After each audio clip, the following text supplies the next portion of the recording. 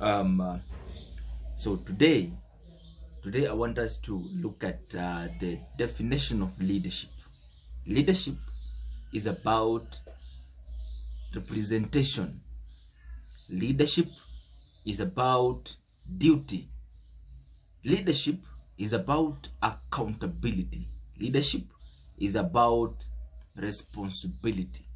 Leadership is about organizing a fair competition that at the end of the day promotes growth. Now, in Kenya, if somebody asks me a question, do we have a leader? We have a leader. We have leaders who don't understand leadership, who don't know exactly what is supposed to be done. We have leaders in Kenya who are greedy to power. Greedy because, as Patrick Lumumba, my mentor, always say, the leaders that we have in Kenya, they have occupied leadership because leadership gives them access to resources, to stealing, to corruption, to looting, to control. You understand? So those are the kind of leaders we have in Kenya. Now, I will not finish making this video or making these sentiments without making you understand who makes this kind of leadership. Number one, religion. Religion is an organization that makes corrupt leaders. It is very wide evident. President William Ruto and Gachagua, they are all Christians. Every time they appear on the media, on high places, in churches, in their campaigns, they are always saying, we love God. Sisi ni watu wa Ngai. Sisi ni watu wa Mungu. They even make fun about God. They talk about God. But they are very corrupt. They have neglected citizens. They're looting from the citizens. When something that benefits them, when they want something that benefits them, they involve the citizens. But when they don't, when they're looting, when they're conducting their corruption, they forget. They don't even know if they're representing somebody. Parliamentaries, they practice it every single time. Senators, they do it every single day. So, religion is an industry that produces nuisance, that produces lazy people who want to live a better life without working hard for that. Religion produces people who are so selfish, mean, prudent. Religion produces people who care less, who mind about them, selfish people who mind about their own stomach and those those who are around them. So what am I here to say? The second organization that produces politicians and the leaders that we have in Kenya all this long, education system. Education system teaches you how to depend from somebody. Teaches you how, no, it doesn't teach, but tells you that you are supposed to be rich, but doesn't tell you how. So education has a system.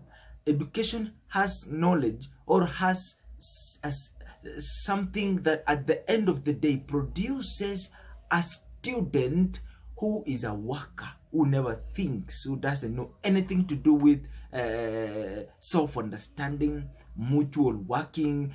It produces a nuisance. And at the end of the day, those nuisance are the same people who are trusted so much. Those are the people who are taking part in leadership, don't know about leadership. Yeah. And at the end of the day, we expect this country to move forward. Never. Education teaches you things that you cannot apply in life. We don't have applied knowledge. We have just knowledge. No, but don't apply it. That's the kind of knowledge that education provides. Kenyan system of education provides education that gives people knowledge, but not access, not self-understanding. It tells them that if there's something good that has to happen in your life, it should be coming from outside, but not from inside. Ruto, and he calls himself Doctor. His Excellency Dr. William Samoei Ruto. Doctor. When you say doctor, oh, so that's a title that says this person has gone to classes and he understands economics. You see. Okay, now, Kenyan citizen now. Because now we have produced leaders who are stupid, we have produced leaders who are mean, we have produced leaders who are hungry to power, not hungry to serve. Now, the citizens with their knowledge have become dependents, parasites. They are always expecting something to be given to them by politicians. They don't know that those money they are given to terrorize or to sabotage Morara's mission is the same money that they give as a tax. So you give them money and they give it to you as a bribe to destroy yourself. That is the extent of stupidity we are. So, I know this is not a pleasant message, but I have to say it. I know it doesn't please somebody, but I have to speak it out. Kenyans are talkers. Kenyans are talkers. We can talk about uniting, but we don't go ahead and unite. We talk about success for this nation, growth, development of this nation, but we don't involve ourselves to participate to see this nation growing. Very big problem. Those you people think are learned have come up with, companies, platforms which they call you to speak. They're only making money, but not thinking on what to do to make a difference. You see. Now, let me talk about Kasmuel and Morara. Kasmuel and Morara.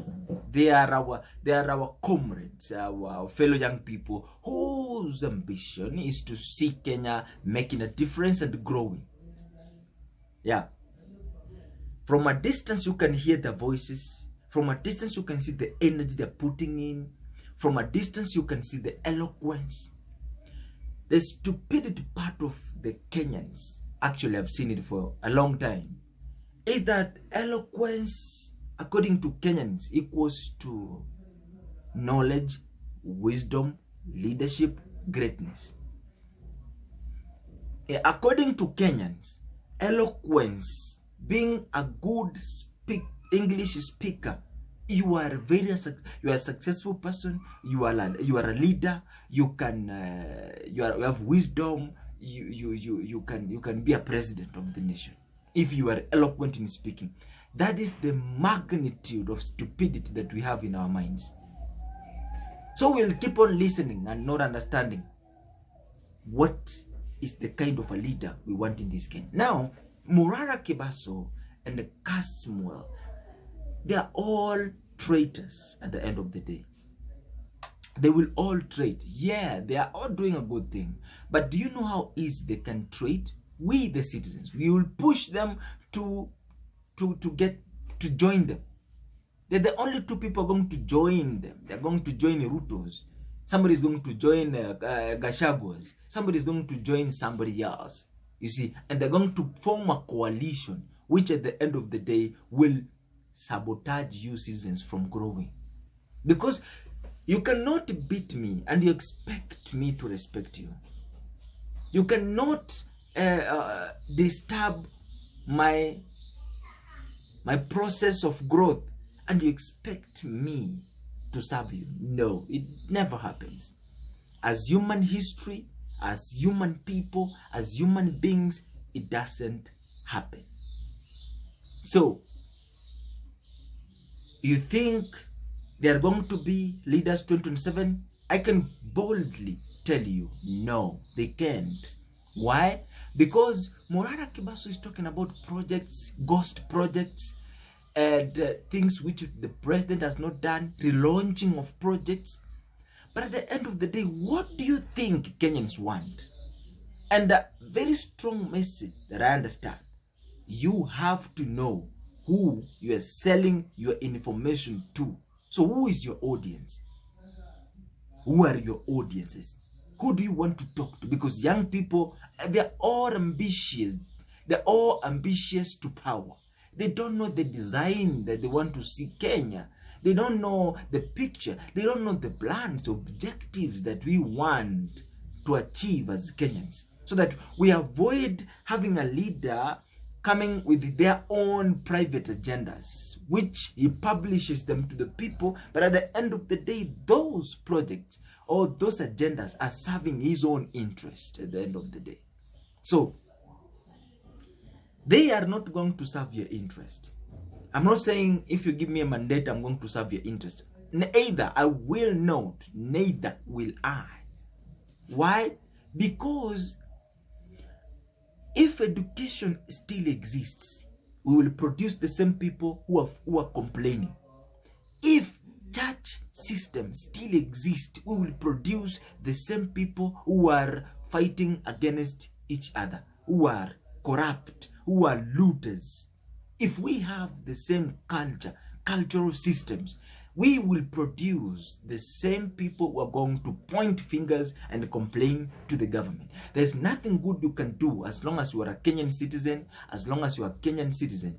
When you graduate and get to power, people will always envy you. People will always feel bad about you. People will always want to take you out of power for them to rule because they think they have better agendas than yours.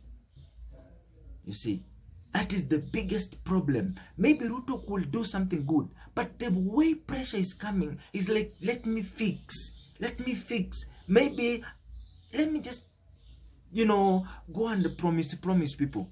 You don't know the pressure President William Ruto maybe has gone through. So if we have maybe an intelligent person who can learn from Ruto, then we can correct a mistake, a mess that is driving this Kenya.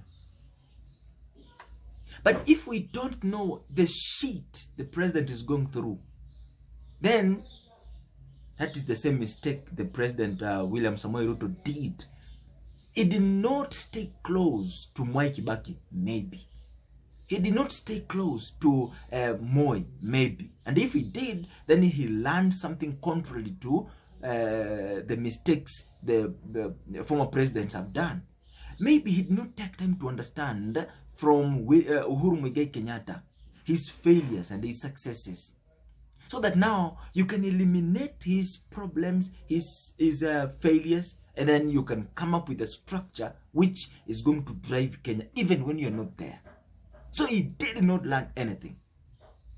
You see? So as long as we have the same people who want every time, who are dependents, yeah? They depend, they're waiting for jobs, we will never have a successful president in this nation. So few things we have to change: education system, employment system, churches, religious beliefs, and the cultural beliefs. Those are the factors which are holding people down.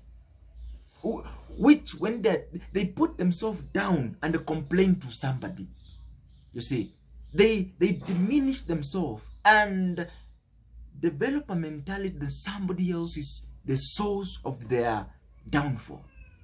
And that is why we will never have a president.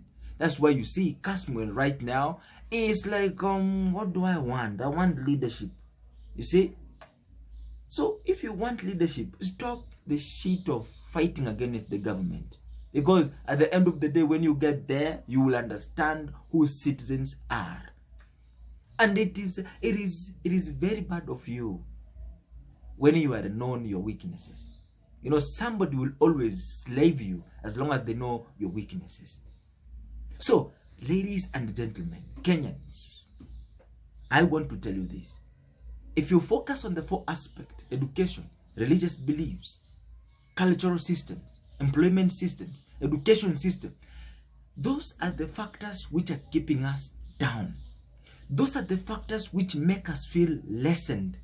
If we think of coming together, 2 people, 3 people, achieve a goal, you can see how far we can go as Kenyans. But as long as we are waiting for somebody else to pay us, to frustrate somebody's life or peace, then still we have a long way to go